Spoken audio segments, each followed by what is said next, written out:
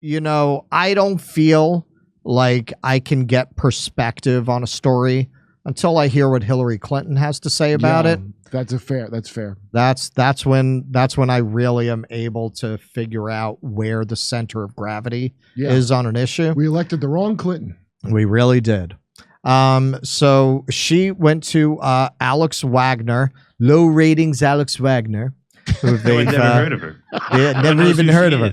People are saying it's a disaster since Maddow gave up that slide. Nobody wants to watch this one. But she landed an interview with Hillary. Oh, I hope we hear from Hillary for the rest of my life. Who shares her strategic insights. I mean, he's like a puppy dog. You know, he somehow has, after having been fired from so many outlets in the United States, I would not be surprised if he emerges with a contract with outlet, because he is a useful idiot. He says things that are not true. He parrots Vladimir Putin's pack of lies about Ukraine.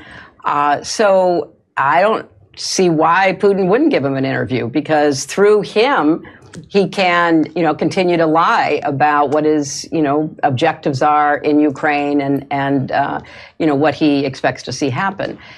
It's really quite sad that not just somebody like Tucker Carlson, who has, as I said, been fired so many times because he seems unable to, correlate his reporting with the truth, but also because it's a sign that there are people in this country right now who are like a fifth column for Vladimir Putin. And why? I don't know. I mean, why are certain Republicans throwing their lot in? Why are, other Americans basically believing Putin? Why did Trump believe Putin more than our 11 intelligence agencies? I don't know. Do you have a working theory? I do have a working theory. I mean, are you joking? Are you joking? That whole thing, I know. It makes your fucking head explode. Why didn't he trust the 11 members of the intelligence community? Okay, first of all, he gets fired because he doesn't just repeat what fucking people like you and handmaidens to people like you, like Alex Wagner, want him to say. And he, in true Star Wars fashion, has become more powerful than you could possibly imagine since being stricken down, as many predicted would happen. And once again, smearing him as a Russian plant, a Russian agent. And let's remember, these are the same intelligence services that told us there were WMDs in Iraq, and that we showed Mike Pompeo the other day bragging about how his training in the CIA was a training in lying and deception. So there's absolutely no reason to believe anything they tell you. They are literally professional liars. Also, wait. Did you see useful idiot? That, you know what she's calling him? She's saying that Tucker Carlson is Putin's Sean Penn. Yeah. Or Alex Wagner. I mean, when you think about it, though, the MSNBC audience really needed to hear from her last night, because, I mean, last night was one of the most brutal nights for the libs since Trump won in 2016. I mean, they got hit with everything yesterday. You had the Supreme Court basically hinting that they were going to put Trump back on the ballot. Yep. You had the special counsel say that Biden's basically a vegetable and can't be president anymore. And then you had the Tucker Putin. We have that coming later in the show, folks. An avalanche in lib world. I mean, that is a disaster for them. Last night was one of the toughest nights for them ever. So they needed to hear from one of their own. Well, that's fair. Hold on. Are you going to play? Okay, because I'm looking at what you just put on the screen there. Mm-hmm. Did you hear Putin mention the term "the golden billion" 2 times? I took a look at what you sent me. It was a debunking of that. It's crazy. By the way, here's what it is: a crazy Russian conspiracy theory written 30 years ago in the 90s, and I'll say, well, whatever. I'll post it on my Twitter or something. Watch this debunking of this crazy theory, and oh my God, it is crazy. And then see this thing you're showing right then. Mm-hmm. When I saw this yesterday, mm-hmm. So right when I saw that, and then watch them debunking the golden billion theory, and I don't agree with it, for the record, because I think it's too optimistic. But okay, go ahead. I just want to know if you saw it. I did while I was brewing my coffee. Getting ready for the show. I did play it.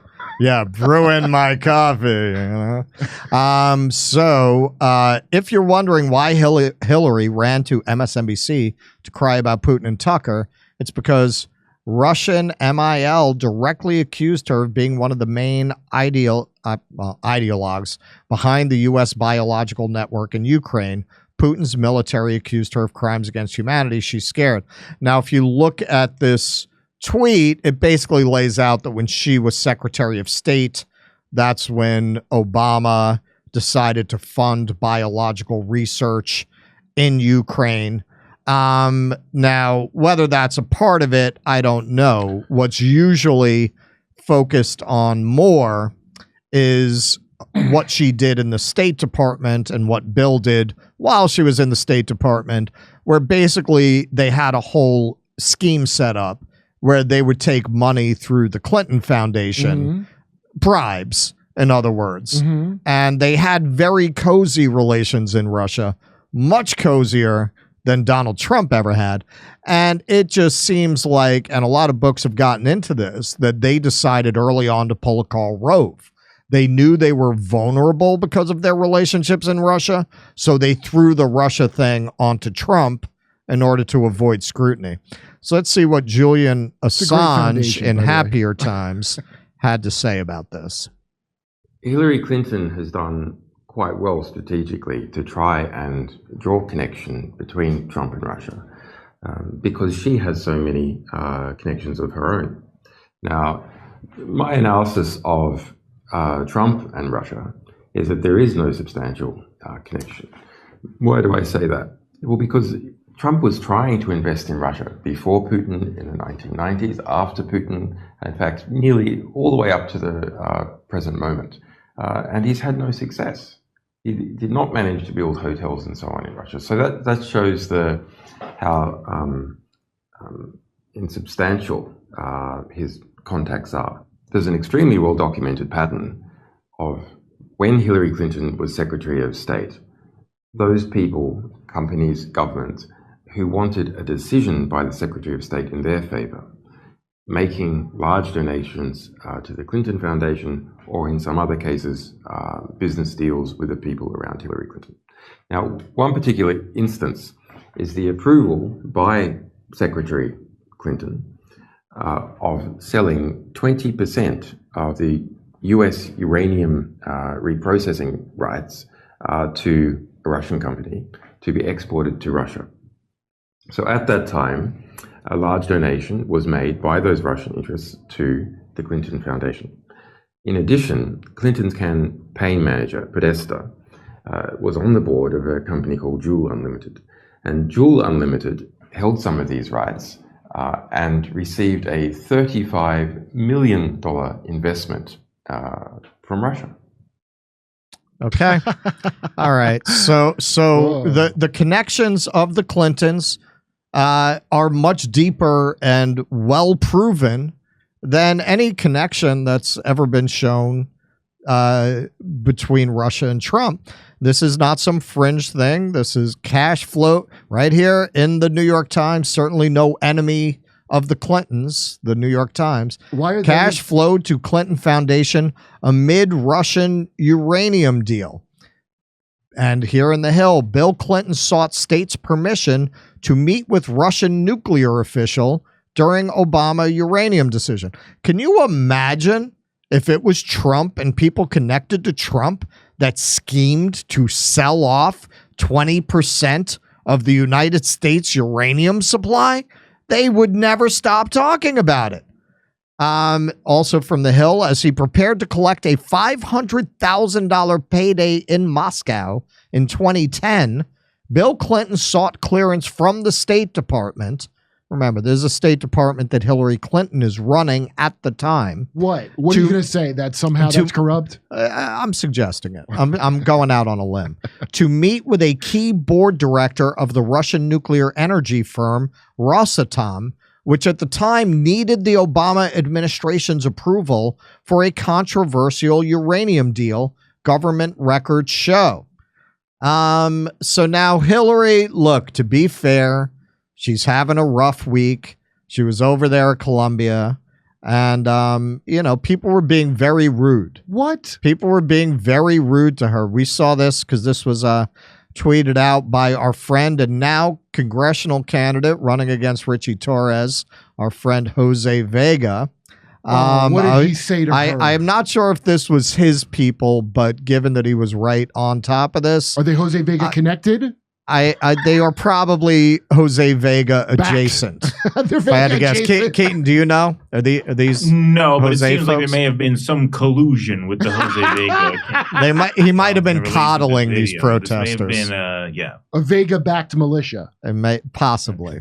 Thank you very much. That's my name. That's right. War criminal. The people of Libya. The people of Iraq.